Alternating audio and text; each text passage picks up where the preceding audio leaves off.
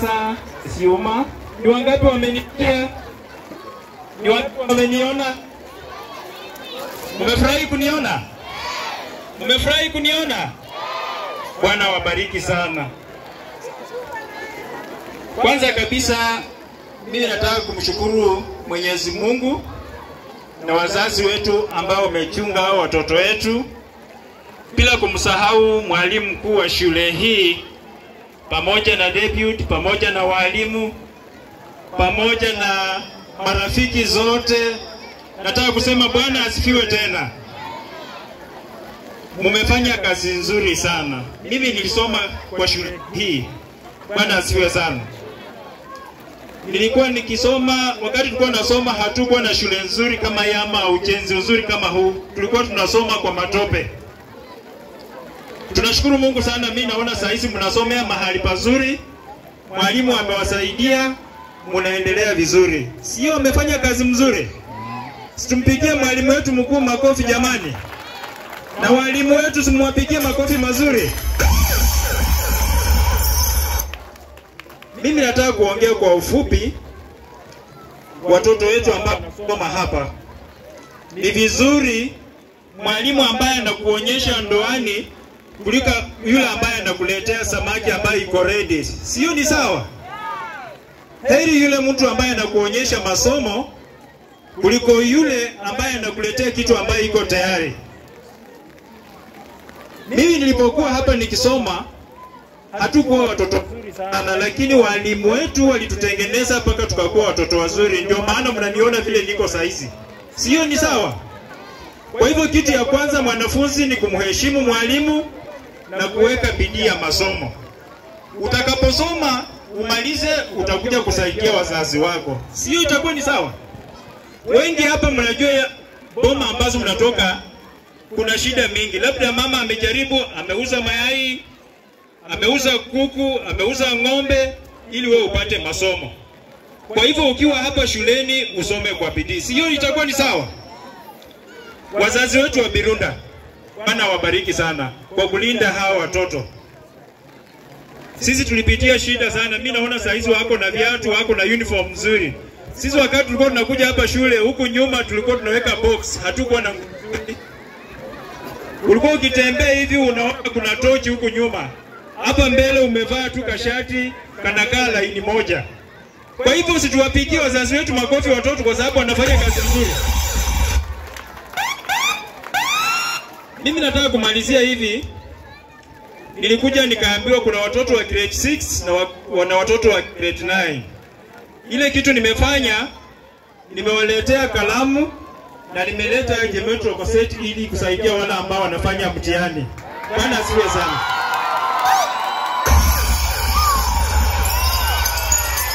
Labda mwalimu anaweza toa hizo vitu watoto waone, wanaweza ona tu papers waone ni sample.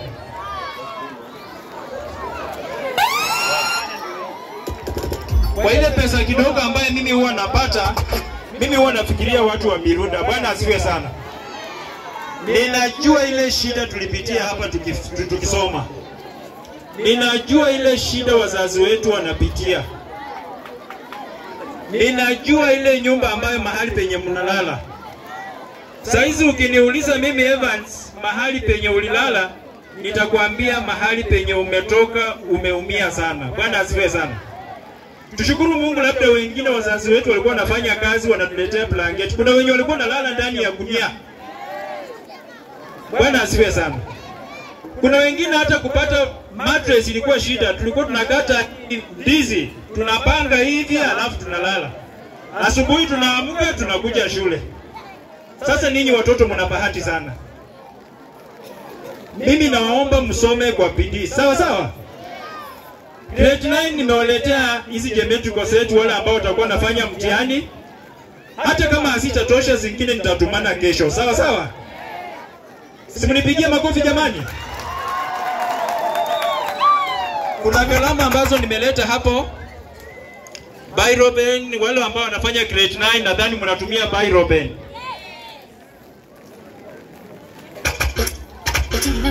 Nimeleta hizi biro pen zinafika 100. Si kila mtu atapata. Wale ambao wanafanya grade 9. Alafu grade 6 nimewaletea benzo. Simnipigie makofi jamani. Grade 6 nimewaletea benzo nzuri sana ambazo mtafanyia mtihani. Sio itakuwa ni sawa? Na wale ambao labda wazazi wenyu wanajiweza kidogo, mnawaachia wale wenye hawajiwezi ili wapate. Si itakuwa ni sawa? Ama mnaonaje? Ama kila mtu apate? Sawa sawa. Mnipigie makofi jamani. Wale ambao hawatapata kesho natumana zingine. Sawa sawa? Sikuwa najua idadi ya wanafunzi ambao wako hapa. Kuna wale ambao wako 189 na kuna wengine wako 190. Kwa hivyo nafanywa hiyo hesabu. Kesho mimi natumana zingine zikuje ili kila mtu apate afanye mtihani. Sawa sawa? Sasa jamani, kama ningewaletea shilingi 100 haingewatosha, lakini nikuletea kitu ya kusaidia ili upate masomo. Sio ni kitu ya maana? Bwana wabariki sana. Mimi nawatakia kila waheri wale ambao wanaenda kufanya mtihani. Mnapofanya hiyo mtihani mkumbuke ya kwamba maisha ya kesho ni wewe mwenyewe. Bwana asifiwe sana. Ujitume, sawa sawa? Sumona mama na baba wamejituma, wanashika jembe kila siku wakienda kutafuta korokoro. Si ni kweli? Kama mzazi wako anaenda kutafuta jembe, anaenda kuoshea watu manguo, anafanya kila kitu, anajinyima ili wewe upate masomo. Kwa nini usisome? Si usome kwa bidii jamani. Mimi najua masomo ina umuhimu sana. Hivi majuzi wazazi ambao wa Birunda mmesikia kwamba nimepeleka vijana vocational school pale Kiminini. Kuna wale wazazi wenye wako hapa mtoto wake ameenda Kiminini? Kuna mzazi mmoja hapo, kuna wengine wawili watatu. Saizi watoto wenyu wanasoma kwa sababu mimi nilionelea ni heri ukuwe na ndoani, mtoto wako akuwe na skills, akuwe na equipment, akuwe na knowledge ili anapomaliza kusoma akuja akusaidie. Sio itakuwa ni sawa? Kwa hivyo nimeomba nafasi nyingine ya watoto 100. Wale ambao hawakupata nafasi ya kwenda Kiminini vocational school ama polytechnic next year kuanzia Januari, kwa sababu wale wenye wameenda huko from Nabisu Award wote nilipewa nafasi ya watoto 100, lakini ambao wameenda kusoma saa hizi ni watoto 50. Simnipigie makofi jamani. Nimenunua vitabu, nimenunua kalamu, next week naenda kuwaona kule ili niwasaidie waendelee kukaa kwa shule. After 2 years or 1 year, huyo mtoto akirudi atakuja kusaidia. Sio itakuwa ni sawa? Next year watoto 70 ambao wamebaki, bado naongea na engineer anaitwa Engineer Nyanji kutoka kule Nairobi. Atakuja atanipatia nafasi tena ya watoto wengine 70 waende wasome polytechnic. Na huyo mtoto anaenda wewe mwanafunzi, wewe mzazi unalipa only 2800 shillings. Alafu nagaramia huyo mtoto mahali pa kulala. Alafu unalipa only 5000. Hii pesa nyingine serikali inakulipia. Kwa nini hao watoto wasiende kusoma? Bwana asifiwe sana. Utakuwa unakaa hapa Birunda ukitaka nini?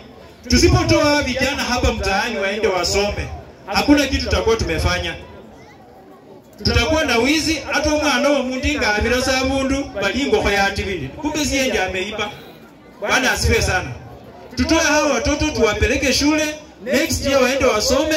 After 2 years wakirudi hapa Birunda, tukiwa na sherehe kama hii, tunapigania simu, tunasaidia watoto wetu. Sio itakuwa ni sawa? Jamani, next year ambia mtoto ambaye hajakuwa registered kuanzia class 8 mpaka form 4. Kama ulifanya class 8 unaenda kusomea certificate. Na kama umefanya form 4 unaenda kusomea diploma from level 5 up to level 6.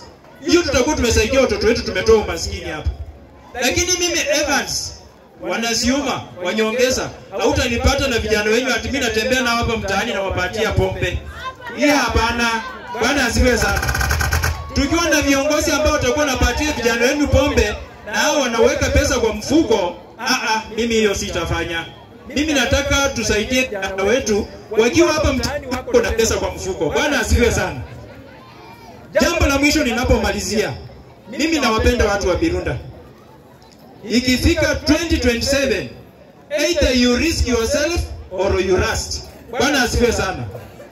Kama utakubali shilingi 200, shilingi 300, uumie tena kwa miaka ingine 10 ama miaka 5, hiyo ni shauri yako.